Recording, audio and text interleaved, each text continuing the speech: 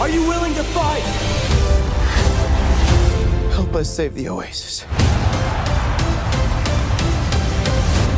Ready Player One.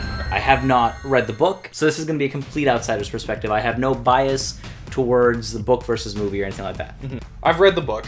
I thought the movie was pretty good. Okay. It wasn't fantastic. It wasn't bad. Yeah, it's certainly not an atrocity. It could have been a lot worse. It's a perfectly serviceable film. Mm-hmm. Although, full disclosure, I'm the exact target audience. Maybe not as much as I was for the book, since that was more focused on obscure 80s ephemera, film trivia, stuff like that. Right. Whereas this movie is focusing a little bit more on pop culture in general. But nonetheless, yeah, this is my jam. The movie's sort of like a Willy Wonka meets The Matrix, which is actually the tagline on the book. There's this big virtual world everybody's plugged into 24/7. You can do anything.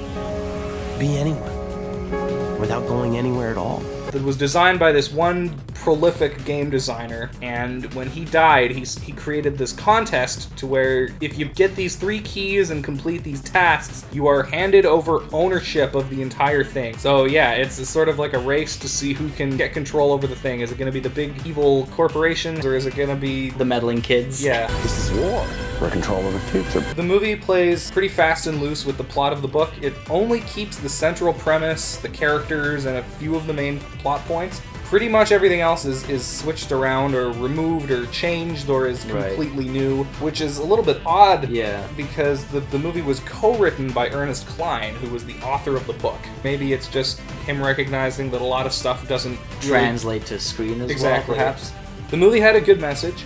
Yeah. A very poignant message for right now. It's very pro-net neutrality. That's kind of the main thrust of the movie. They're trying to stop the evil corporation from putting up paywalls on ads the internet. everywhere. It touched on loot boxes. It touched on pay to win. Yeah. I gotta give the movie credit for that, for sure.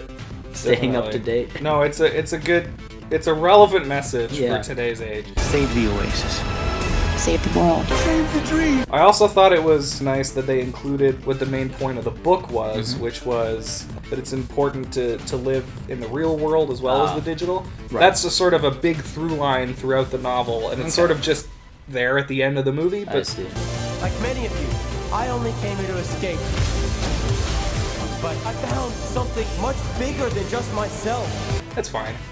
Yeah, I mean, you only have so much screen time, right? Yeah. The movie's riddled with lots of pop culture references. I didn't notice any.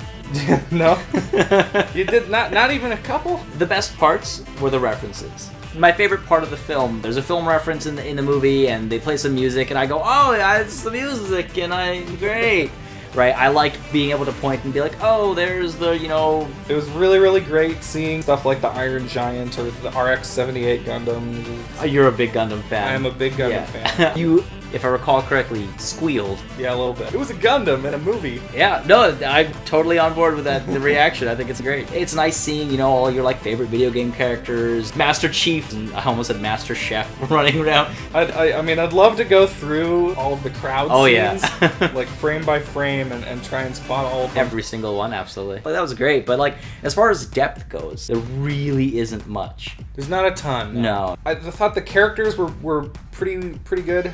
I thought they were mostly preserved from the book, although a lot of what makes Waithe, the main character, an underdog in the book, is left out of the film. Overall, the main actors were pretty good, but there were some choices made that I think led to some strange moments in the film. When the main character is talking to nothing, but he's hooked up into VR, and so he is talking to something, came across as very hammy and I'm here talking to all of you now because our future's being threatened. I'd expect someone like Spielberg to go, you know what, let's keep this in VR world. That's fair. Now the movie is visually fantastic, though some of the CG I thought was not that great, like some of the character animations and stuff, deep in that valley. The Uncanny Valley, oh yeah. It's true, I thought a few of the character designs were a bit lacking. Yeah, I didn't like either of the main characters' designs, and not just the designs, but the way they were animated and the way they kind of moved. Oh, that's too bad. Yeah. I didn't like it in the trailers, but I got used to it pretty fast in the movie. Right, yeah.